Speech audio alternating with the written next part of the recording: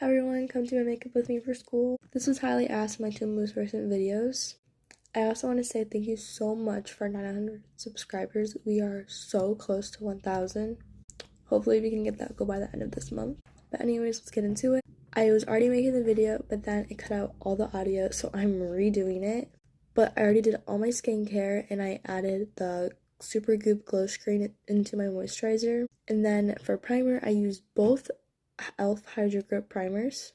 This is what they look like. And for the next step, I use the Say Skin Tint in shade 2, and I just put it on the back of my hand and put a brush and put it on my face. That way it blends more evenly. So I just go like this, and then I kind of go like that. And if it turns out too streaky, that means you need to wash your brush. Okay, so this is kind of what we're looking like. And next I go in with bronzer from LYS. I think in shade Motivate.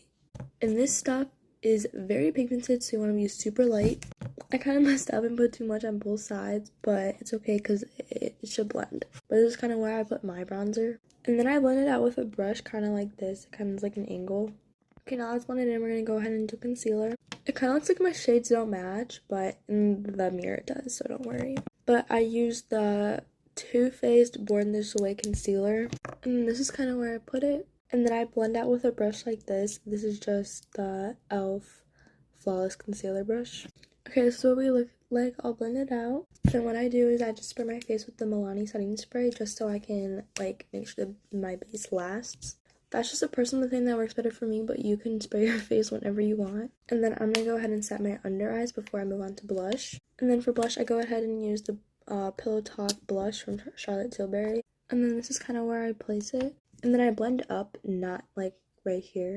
I use the Charlotte Tilbury palette and I take the bronzer and I kind of like blend right here. But after you set your face, because powders go after.